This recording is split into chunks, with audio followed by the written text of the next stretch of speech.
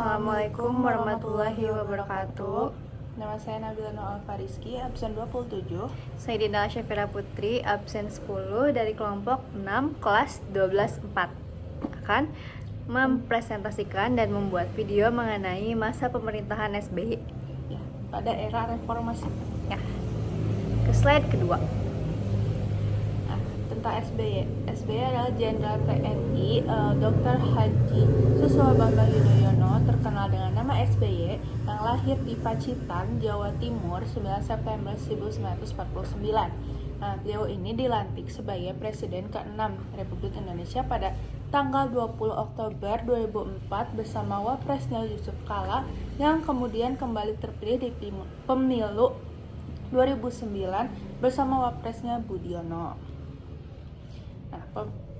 Pemerintahan SBY dengan Yusuf Kala.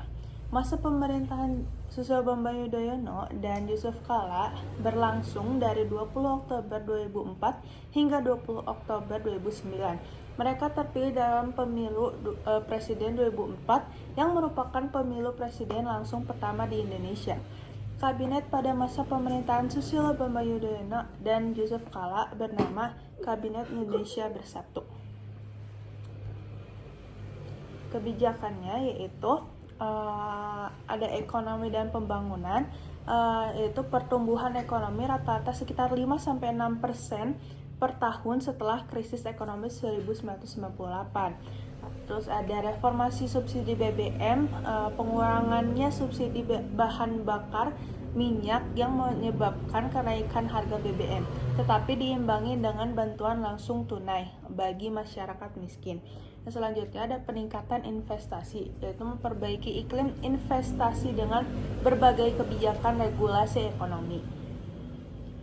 Selanjutnya ada keamanan dan perdamaian, yaitu perdamaian Aceh yang menandatanganinya perjanjian Helsinki yang di tahun 2005 antara pemerintahan Indonesia dan Gerakan Aceh Merdeka atau GAM, mengakhiri konflik bersenjata selama puluhan tahun.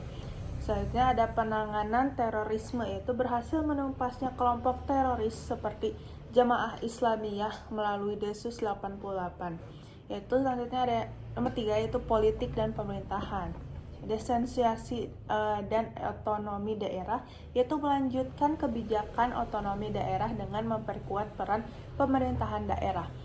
Terus ada pemberantasan korupsi, yaitu memperkuat Komisi Pemberantasan Korupsi atau KPK meski juga menghadapi banyak tantangan dan konflik politik.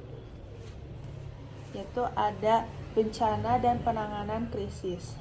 Tsunami Aceh pada tahun 2004 yang menggalang bantuan internasional dan memimpin rekonstruksi Aceh pasca tsunami. Itu ada gempa Yogyakarta 2006, menangani pemulihan wilayah yang terdampak gempa besar di Yogyakarta dan Jawa Tengah. Selanjutnya ada sosial dan pendidikan, seperti bantuan BOS atau bantuan operasional sekolah yang membantu meringankan biaya pendidikan dasar bagi masyarakat. Ada jaminan kesehatan masyarakat atau Jamkesmas, program kesehatan untuk masyarakat miskin sebelum era BPJS. Selanjutnya ada keunggulan dan kelemahan pemerintahan Susilo Bambang Yudhoyono dengan Yusuf Kala. Yaitu yang keunggulan, stabilitas ekonomi dan pertumbuhan yang baik, yaitu pertumbuhan ekonomi stabil, yaitu rata-rata pertumbuhan ekonomi sekitar 5-6% per tahun, cukup baik setelah krisis ekonomi 1948. Lalu selanjutnya ada reformasi sosial dan peningkatan kesejahteraan, yaitu ada bantuan operasional sekolah BOS atau BOS yang meringankan biaya pendidikan bagi masyarakat miskin. Selanjutnya ada perdamaian dan keamanan nasional, yaitu keberhasilan penanganan terorisme, yaitu Densus 88 berhasil menangkap dan melemahkan ekonomi teroris seperti Jamaah Islamiyah. Selanjutnya yang keempat, yaitu ada reformasi pemerintahan dan pemberantasan korupsi, yaitu penguatan KPK atau Komisi Pemberantasan Korupsi semakin aktif dan berhasil menangkap banyak pejabat korup. Yang terakhir ada penanganan bencana yang cepat dan efektif, seperti penanganan gempa Yogyakarta 2006, relatif cepat dalam bantuan dan rekonstruksi pasca bencana. Selanjutnya ada kelemahan pemerintahan SBY JK, yaitu pertama ada ketergantungan pada subsidi dan kenaikan harga BBM. Itu pemangkasan subsidi BBM, pemerintahan mengurangi subsidi BBM beberapa kali yang menyebabkan harga BBM melonjak pada 2005 dan 2008. Meskipun ada kompensasi seperti BLT, kebijakan ini tetap mendapat kritik karena mempengaruhi daya beli masyarakat. Yang kedua ada lemahnya pengendalian korupsi di internal pemerintahan, yaitu kasus korupsi di lingkungan kabinet, seperti beberapa menteri dan pejabat negara tersangkut kasus korupsi meskipun SBY mendukung KPK. Contohnya kasus besar seperti korupsi di Departemen Kehutanan dan kasus Bank Senturi mulai muncul pada akhir masa pemerintahan. Yang ketiga ada lambat dalam pengambilan keputusan, yaitu gaya kepemimpinan SBY yang terlalu hati-hati. SBY itu sering dikritik karena terlalu lambat dalam mengambil keputusan, terutama dalam isu-isu penting seperti ekonomi dan hukum. Selanjutnya yang nomor 4 itu ketimpangan pembangunan dan otonomi daerah yang belum optimal. Seperti ketimpangan ekonomi antar daerah, yaitu pembangunan masih terpusat di Pulau Jawa, sementara daerah lain seperti Indonesia Timur masih tertinggal. Selanjutnya ada masa hukum dan HAM. Seperti kasus pelanggaran HAM tidak tuntas, kasus-kasus seperti Munir pada tahun 2004, dan konflik di Papua masih menjadi PR besar yang tidak terselesaikan. Selanjutnya masa pemerintahan SBY dengan Budiono.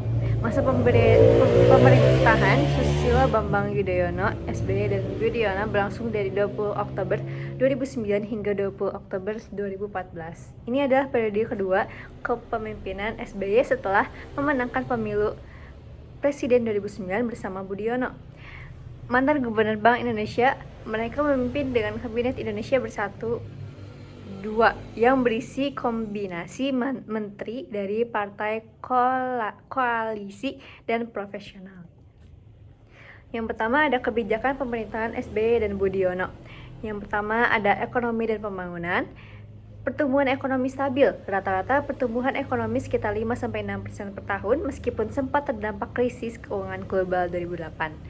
Lalu cadangan devisa meningkat dari sekitar 66 miliar tahun 2009 menjadi 112 miliar tahun 2014, menunjukkan stabilitas ekonomi.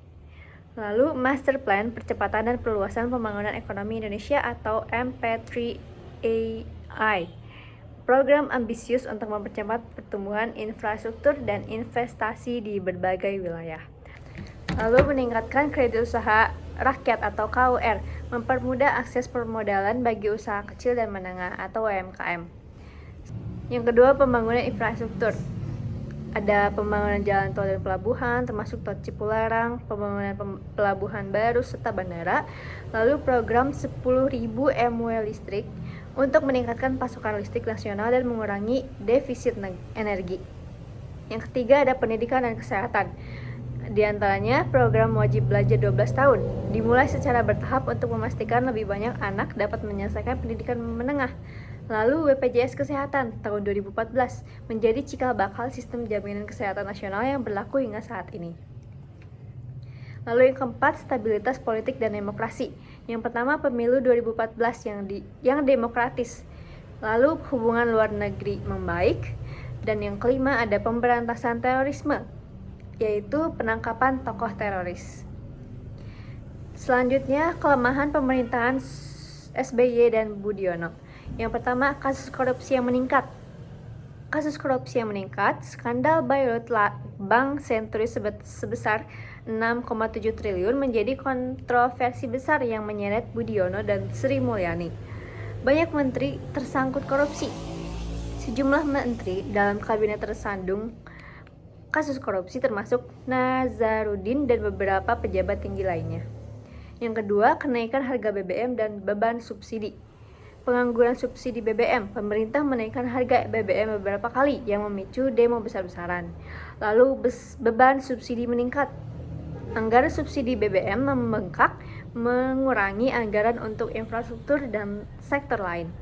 Yang ketiga ada lemahnya penegakan hukum dan HAM. Kasus Munir tidak tuntas. Kasus pembunuhan aktivis Munir masih belum mendapatkan kejelasan hukum hingga akhir masa jabatan. Lalu konflik di Papua, ketegangan di Papua masih belum terselesaikan dengan kedekatan yang lebih damai. Lalu yang keempat, ada gaya kepemimpinan yang dikenal lamban. SBY dikritik terlalu banyak rapat dan perhitungan. Beberapa kebijakan tertunda karena pendekatan yang dianggap terlalu hati-hati. Terima kasih. Sekian dari presentasi kita tentang era masa reformasi jabatan SBY yang melewati 2 periode. Yang pertama bersama Yusuf Kala, yang kedua bersama Budiono. Terima kasih. Wassalamualaikum warahmatullahi wabarakatuh.